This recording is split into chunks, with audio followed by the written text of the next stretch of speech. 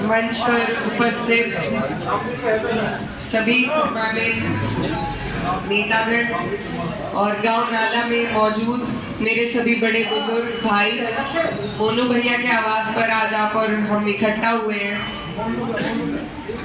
और आप हमारा मकसद अच्छे तरीके से जानते हैं। लोकसभा का चुनाव है, आने वाली 19 तारीख है और ये चुनाव कितना महत्वपूर्ण है इसका भी आपको अंदाजा है। ये सीधा सीधा देश की राजनीति पर हमारे वोट का प्रभाव डालेगा।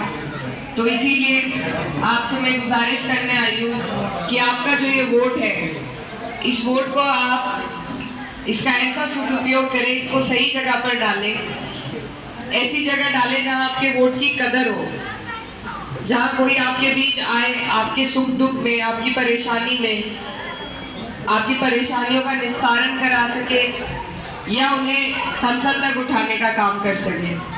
10 साल से डबल इंजन की सरकार चल रही है और पिछले 5 साल से हमारे जो यहाँ से सांसद जी हैं, उनका कार्यकाल भी आप सबके सामने है।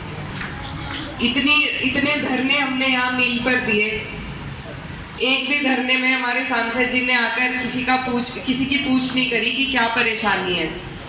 ना ही कोई भी हमारी बकाया भुगतान की डिमांड संसद में उठाई, ना एमएसपी के दावे का मुद्दा एक बार भी उठाया और ना मुझे उम्मीद है शायद आपके बीच भी पूरे 5 साल में कभी नहीं आए होंगे।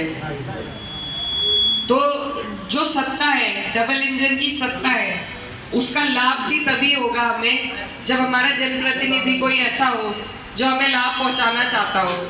हर जगह प्रधानमंत्री आके काम नहीं कर सकते, हर जगह मुख्यमंत्री नहीं काम कर सकते। यहाँ के काम यहाँ के एमएलए, यहाँ के एमपी, यहीं के लोग कर सकते हैं। और जब वही लोग हम ऐसे चुनेंगे जिनकी इच्छा ना हो हमारे लिए कुछ करने की, तो फिर 5 साल का पछतावा रहेगा। आज 5 साल के पूरे कार्यकाल के बाद ये वक्त आया है हमारे पास। गलती उनकी नहीं है, गलती हमारी है कि हमने उन्हें बिना मांगे अपना वोट दिया। 90% एक तरफा वोट दिया और जब बिना मांगे कोई चीज दी जाती है तो उसकी कदर कहीं नहीं होती। तो जब हम धरनों पर बैठते थे, सब बड़े बुजुर्ग यही कहते थे, परेशानी में ही धरनों पे बैठा जाता है, कोई अपनी मर्जी से खुशहाली में नहीं बैठता। अपने पेमेंट के लिए जब आप धरने देते थे और वहां हम सब बैठते थे तो बड़े बुजुर्ग यही कहते थे कि अब के मौका आएगा तो अब बताएंगे। आज ये मौका आपके हमारे सामने है। अगर हम इस बार इस मौके से चूक गए तो फिर 5 साल का पछतावा होगा।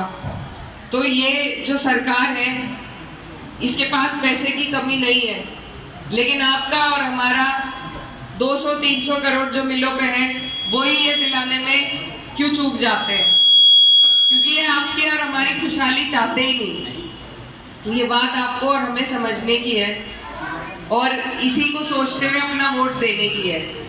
तो ये टाइम है आपका, आपने जो पूरे 5 साल परेशानियां झेली हैं उसका जवाब देने का यही वक्त है और माध्यम है वोट, और किसी तरीके से हम जवाब नहीं दे सकते। तो इसीलिए मेरा आप सभी से अनुरोध है कि आप लोग सही जगह वोट डालें। मैं भी इस क्षेत्र की बेटी हूँ, मेरे पिताजी यहाँ से विधायक भी रहे, सांसद भी रहे और उन्हें खास तौर पर जाट समाज का बहुत लगाव था उन्हें जाट समाज से, और बहुत प्यार उन्हें मिला। यहाँ से जब वो मुजफ्फरनगर लड़ने गए थे लोकसभा का चुनाव, तो भी वो आप सबके दमखम पर ही वहां लड़ने गए थे। तो आप लोगों ने हमेशा परिवार को प्यार दिया, मेरे पिताजी को अपनाया, उन्हें कई बार जनप्रतिनिधि बनाया और उन्होंने भी हमेशा मजबूती के साथ आप सबकी सेवा करी। आज और कभी उन्होंने कोई भेदभाव नहीं करा, ना वो इस बात में यकीन करते थे। वो हमेशा यही कहते थे कि किसी भी नेता की कोई जात होती है, ना कोई धर्म होता है, ना बिरादरी होती है।